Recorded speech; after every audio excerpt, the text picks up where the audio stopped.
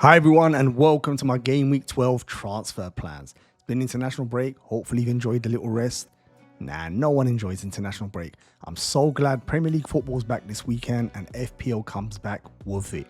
And a bonus is that there's no more international breaks now until March 2025. So this is amazing news for us FPL managers, pure Premier League football. Now in this video, I'm going to show you players that I want to sell from this team. As you can see, it's looking bleak for me, and players that I want to bring in. Now I've got the stats to back in the players that I want to bring in, but more importantly, I need you to be active in the comments and let me know if this player should be coming into my team, if the player should be leaving my team, or if I should keep the player. So I need your input in this video. Now, if this sounds good to you, do me a favor, drop a like and subscribe.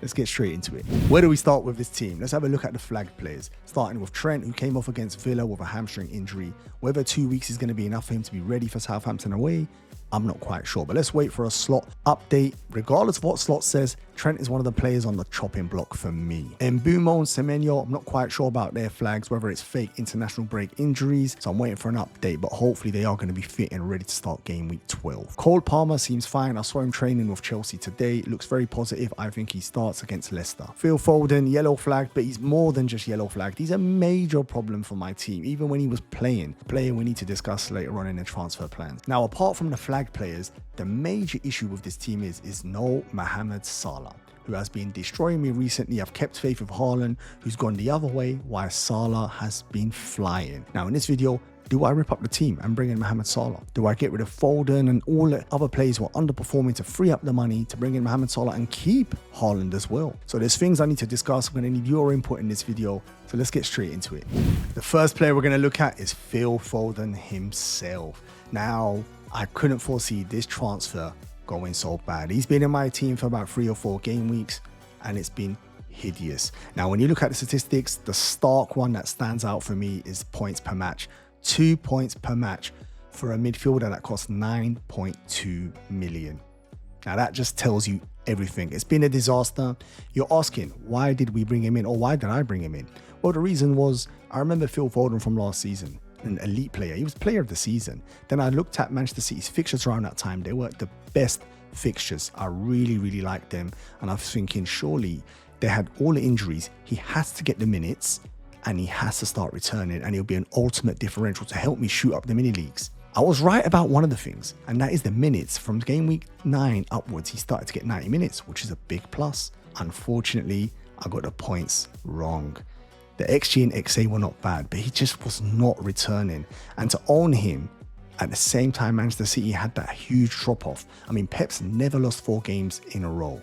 In fact, Manchester City haven't lost 3 games in a row since 2018. And just when I bring in Phil Foden, they have this drop off. So it's been a painful transfer. I look at the fixtures upcoming and there's a couple decent fixtures there, but still it's becoming more and more difficult to keep him in my team, especially when I can free up that money and look to bring in someone like a Salah or a Saka. So from my perspective, I think this one's one of the easy ones. It's an easy sell. Get in the comments and let me know what you think. Surely none of you is going to disagree with me selling him.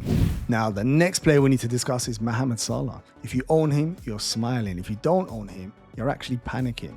What do we need to do to bring this guy into our team? Or do we wait and don't bring him in? From my perspective, Mohamed Salah has been one of the best players in the world recently. Maybe that's my Liverpool bias. Get in the comments and let me know if you agree with that. He's been astonishing. Now, stark contrast to Phil Foden's 2 points per match, Mohamed Salah's running at 9.7 per match. Yes, you could argue he's overperforming, but even if he goes down to say 6-7, it's still good. His price is 12.9 million. You could argue he's going to be 13 million before the deadline. 107 points so far this season, the highest scoring player. Honestly, he's been on it. And when you look at the upcoming fixtures, we haven't missed the boat. Southampton away, he's probably the best captain game week 12. Manchester City, he normally scores against City even when they're at their peak. Can you imagine now how they're playing and how they're defending? He really could feast there. Then you've got Newcastle away, Everton, Fulham and Tottenham. The fixtures are not a problem, especially when you add he's flying, but also Liverpool are playing really well. Top of the Premier League, top of the Champions League. Squad looks nice and fit. Everything's slotting into place. Now, when you look at Salah's returns in the last 6 game weeks, 3 double digits, and one of them he just missed out on a double digit, a 9-pointer. Returned in every game week apart from game week 7. In fact, I was at that match live. It was at Selhurst Park versus Crystal Palace, and he did have a bit of a shock, and I was surprised to see Slot take him off, so fair play. He didn't play that great. and rightly so, he was hooked off. But apart from that, he's been magnificent. Yes, Mohamed Salah is the type of player, there will be games where you watch him and you're thinking, oh, he's not involved, he doesn't do nothing. But that's when Mohamed Salah strikes. When the game is dying out, the last 10-15 minutes, a goal and an assist. Just honestly, formidable player. Now, I'm not highlighting anything that you don't know. We know Mohamed Salah is an FPL legend, but this start to the season has been unreal. I've got a couple more statistics just to help you if you're one of the few that are not convinced. So Mohamed Salah is the first player in European top 5 leagues to reach double figures for both goals and assists. Not only is he the first player in the European leagues to reach that statistics, he's done it in the fastest Premier League time ever. 9th of November is the fastest anyone's got to 10 goals and 10 assists. He's currently scoring and assisting at 100 every 134 minutes. But if you combine both of them together, he's given an attacking return at every 67 minutes. Now, this is at a faster ratio than his breakthrough season, which he scored 44 goals and he broke records everywhere. He's going at a faster ratio than then. And the last statistics I'm going to give you is Mohamed Salah has either scored or assisted in 11 from 14 games this season. Super consistent. Do I need to say any more? All right, I'm going to stop the Salah loving and say, I think for me, he's an easy buy. Get in the comments and let me know what you think. Next up is Dominic Calvert-Lewin, Isak. Now, this is a player we do need to discuss. He's starting to score goals. He's come back on our radar. He's fully fit. And Newcastle maybe have turned the corner because they had a difficult start to the season. Loads of us started with a double up or a triple up. But now, Isak is back on the agenda, especially if you're going about Haaland. Got the luxury of having the money of having a Watkins or a Isak. Why wouldn't you consider Isak? Look at the statistics. He's 8.4 million, not too badly priced. He's returning currently at 5.2 points per match, which is okay. His minutes are not too bad. I know he missed a couple of games through injury, but since game week 8, he's come back in. It's 90 minutes every game, so that's a big tick. He scored in the last 3 games. And now the juicy part.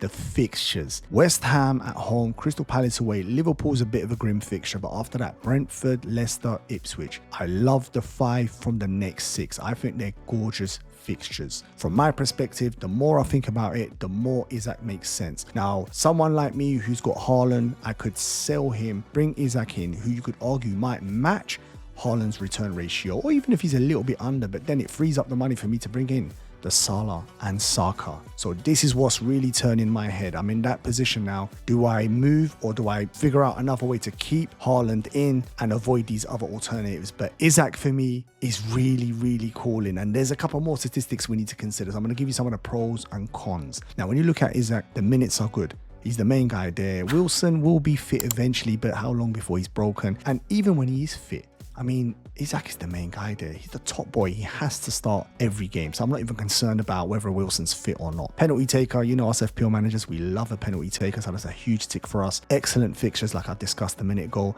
And lastly, he's the talisman. He's the main guy. He's the alpha of this team. When midfielders get the ball or the wide players, they look for him to finish off the chances. And so far, he's been doing that. Some cons, I could only find a couple. Injury prone. Yes, he's shown since he's joined Newcastle, he does find it difficult to play consistently week in, week out, and he tends to miss a couple of fixtures here and there with small little niggling injuries. And the last one is alternatives. There are so many alternative strikers this season. We've got the 6.5 downwards. So many cheap, incredible strikers like Welbeck, Wissa, Cunha. There's just such a big choice. But also, you can spend a little bit more like someone like Jackson, who you could argue plays for Chelsea, who's a superior attack to Newcastle, and they have excellent fixtures. So there's definitely alternatives. Having said all of those things, I still really like Isak, and he's a player I'm definitely considering bringing him in. If I sell Haaland, he is my favorite to bring into my team. Let me know what you think. I'm gonna go and say he is an easy buy. The next player I want to discuss is Saka. Now, he's possibly become the least favorite premium recently. Combination of the other midfielders flying, and also Arsenal's had a little wobble recently, so possibly people have taken their eye off Saka. But for me, I've started to have a look at the upcoming fixtures and it's opened my eyes. Nottingham Forest at home, West Ham away, Manchester United, Fulham, Everton and Crystal Palace. Good fixtures.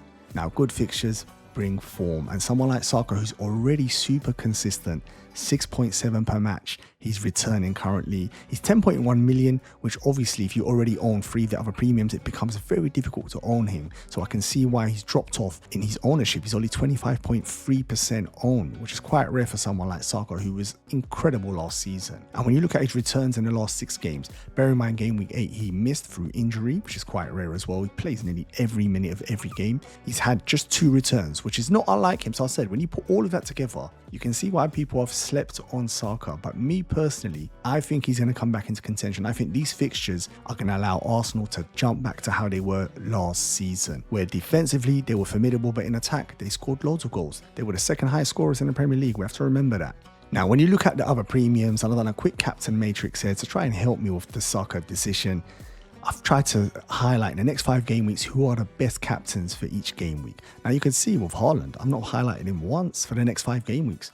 So you could easily argue he's disposable. You could sell him, use that money to buy the 3 other premiums and just rotate captaincy. But then again, if you are going to keep Haaland, it becomes very difficult to afford a Salah and a Palmer or a Saka. One has to be dropped, and you can see why Saka has been dropped. Hence why currently he's a little bit of a differential, and this is why I'm considering him. I need to fly up those mini leagues, and if someone like Saka can be low owned, surely this is my opportunity. Surely I've got to take it. So definitely from my perspective, the more I look at it, the more I look at the numbers and the fixtures and just Arsenal in general, I think for me, he's an easy buy. Let me know in the comments what you think. The last player we're going to discuss is Trent. Now, this is another player who's caused me massive problems. I've had him for a little while. I looked at him as a premium defender who could match all the midfielders around the £7 million mark. It started off well, Liverpool's clean sheets were good, but it really has gone bad. And when you look at the statistics, it's not looking good for the upcoming game weeks as well. I mean, he's currently flagged anyway, which is an issue. Slot will give us an update hopefully this week, so we know if he's going to be fit for Southampton. If he's not fit for Southampton, that's arguably his last good fixture for the next couple. Not great at all. Points per match, he's currently 4.3 and he's still 26.9% owned. He's higher owned than Saka, which is very interesting. The fixtures, Southampton away, Manchester City, not great, but then again, argue Manchester City is not at the best form. The Newcastle, Everton, Fulham, Tottenham. So it's a mixed bag for a defensive Liverpool player, but Liverpool are flying. Top of the league, top of the Champions League. We have to bear that in mind. Hopefully that continues after the international break. Now, when you look at Trent's last 6 game weeks, this is where the red flag starts kicking in. 1 return. Game week 7, that was against Crystal Palace. He got an 8-pointer. Since then, he's been 1.2 point, which is unacceptable. The thing that really destroyed me as a Trent owner, he came off with the injury against Aston Villa around 24th minute. I knew Liverpool was going to keep a clean sheet after that. I just knew it. And they did. Seriously, it was just rubbing salt in the wound. It was a very, very painful one. And it's not the only reason if you're saying that, just I want to flog him for that. But it's you have to look at the last 6 game weeks. I've been very patient. Loads have already moved away from him. But from my perspective, like I said at the start of the video, if I'm looking to bring someone like a Salah in or even a Saka in, this is the money right there. Surely he's the cash cow for me. Him and Foden are the easy sells in this team. Now with Trent, we have to look at the other defenders and do a quick little comparison. So for chances created, Trent's is only second to Davis, who's got 27, and Trent's got 20 chances created. So it's not the worst from that perspective. For shots in the box, Trent is way down. He's nowhere near where he normally is. He's only got 1 shot when you've got the guys up top with like 12, 11 shots. Vardy's currently on 12 shots. For expected assists, Trent is still up there with XA of 3. It's not bad at all for a defender. And for touches in the final third, Trent is currently 10th with 217 touches, where you got the leaders of around 378 touches. Now, I'm not sitting here trying to tell you them statistics mean those other defenders are far superior picks than him. But it's just an example of where if someone who costs £7 million eating up your budget, if they were top of every statistic and you thought maybe it could turn around in the next couple of game weeks, but it just tells me it's not really. There's a lot of other defenders that are much cheaper that are returning, especially if you look at the last 6 game weeks, like I showed you a minute ago, returning at a similar or a superior ratio, which makes me think for me, Trent is a sell. Now you let me know if you agree with that or if you disagree. Get in the comments and let me know.